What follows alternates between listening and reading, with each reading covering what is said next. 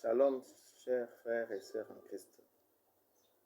Nous allons parler avec vous de la parole de Dieu. L'heure est vraiment grave. Il est temps que l'on puisse commencer à parler et recadrer certaines choses qui sont devenues de coutume carrément dans les églises. Et la parole de Dieu nous montre qu'il ne faut pas aller loin en dehors des Écritures. Il ne faut pas ni rajouter, ni retrancher. Et Apocalypse 22, 18 nous montre clairement que celui qui va retrancher ou celui qui va ajouter, il y a une sanction qui va s'en suivre.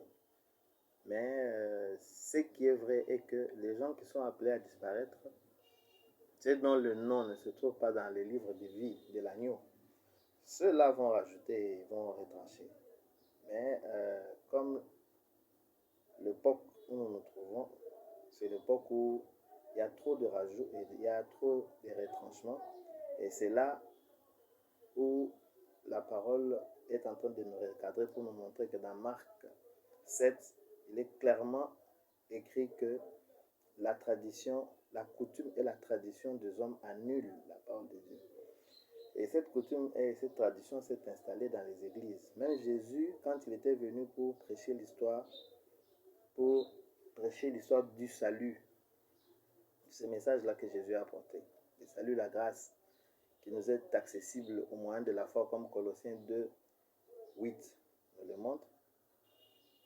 Et les gens ne l'ont pas accepté parce que ce n'était pas facile d'accepter, de quitter de la rigueur de la loi et de passer directement sous un message de presque liberté. Mais le chrétien n'est pas libre en soi, mais le chrétien dépend de Dieu. Les chrétiens, ce n'est pas par la force du chrétien, comme la coutume actuelle des religions nous enseigne, qu'il faut fournir des efforts pour. Or, la grâce, c'est quelque chose de gratuit, immérité. C'est quelque chose que l'Éternel a pourvu pour que nous puissions être sauvés. C'est pas si nous étions restés sous la rigueur de la loi, personne ne peut passer, parce que Marc et Romains 3, 23 nous montrent clairement que tous sont péchés, sont privés de la gloire de Dieu, et personne ne va monter si ce n'est pas la grâce. Alors, c'est quelque chose de gratuit qui ne demande rien à faire. Il n'y a pas quelque chose que Christ a fait et quelque chose que vous allez rajouter pour que vous puissiez avoir la possibilité d'avoir ce salut. Les saluts ne s'achètent pas. Les saluts, ce n'est pas à force d'effort.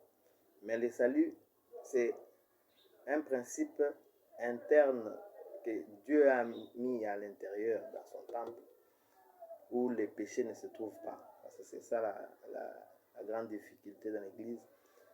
Celui qui est en Christ est une nouvelle créature. Et il n'est pas appelé à pécher. La partie qui est une nouvelle créature, c'est la partie où loge l'âme, ou notre âme. C'est là où loge l'Esprit de Dieu rétabli, ou l'homme nouveau. Parce que Paul parle de deux lois qu'il sent en lui. Une loi qui lui dit de faire et l'autre qui lui dit de ne pas faire. Et c'est là, Dieu a dit, il a mis ça pour que nous ne puissions pas faire ce que nous voulons. Donc c'est lui qui a établi les choses, il veut que ça soit comme ça. Nous n'avons rien à lui dire. Nous allons lire un passage. 2 Jean 1, à partir du 9e jusqu'au 10e verset. Quiconque s'égare de ses chemins et ne demeure pas dans l'enseignement de Christ n'a point Dieu.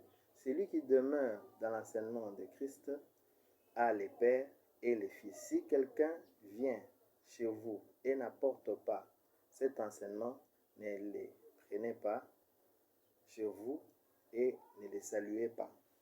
Donc, c'est pour montrer que on doit rester vraiment figé dans cet enseignement de Christ. Cet enseignement de Christ, c'est de reconnaître d'abord premièrement Christ venu en chair et de reconnaître que le Père a sacrifié Christ pour que nous puissions avoir la possibilité de sortir de cette histoire de condamnation de la loi, la force de la loi. Et Christ, c'est la fin de la loi. Et c'est ça, même l'explication qui a fait qu'on puisse le mettre à la croix, parce qu'il était venu en train de défier un peu les lois et les coutumes qu'il avait trouvées dans l'église, ou mieux dans les églises, qui étaient restés rigoureux à la loi. Or, si vous regardez bien dans les cursus, à un certain moment, Christ, on venait lui poser des questions. Pourquoi tes disciples ne font pas? Pourquoi les disciples ne respectaient pas les principes? Ni les sabbats, ni les jeûnes, ni quoi que ce soit, ni les lavements, ni quoi que ce soit. Mais ils étaient restés figés sur la loi de la grâce que Christ avait apportée. Et Christ était en train de dire chaque fois quand tu lui posais la question, surtout en matière de jeûne, pourquoi est-ce que tes disciples ne jeûnent-ils pas? Il dit non, mais l'ami de l'époux est encore avec eux. Quand je ne serai plus, ils vont jeûner.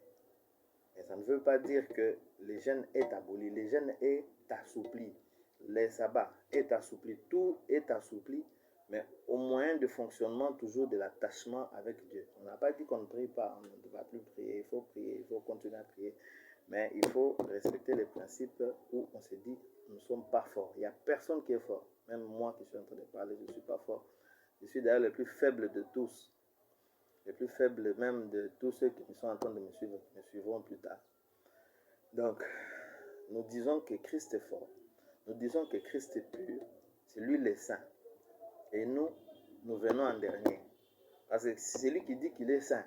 Comme la parole le dit clairement, il fait de Christ un menteur. Parce que le seul saint, c'est lui. Alors, nous sommes saints au travers lui. Et non, nous sommes saints à travers nous parce que nous avons eu à faire quelque chose. C'est le principe. Bon, que Dieu vous bénisse. La vidéo elle est arrivée à la fin. Je ne voudrais pas être aussi large pour ne pas vous amener à vous fatiguer dans trop de verbiage ni de paroles.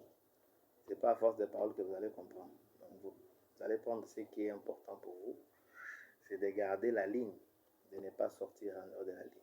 Merci, que Dieu vous bénisse partout où vous vous trouvez.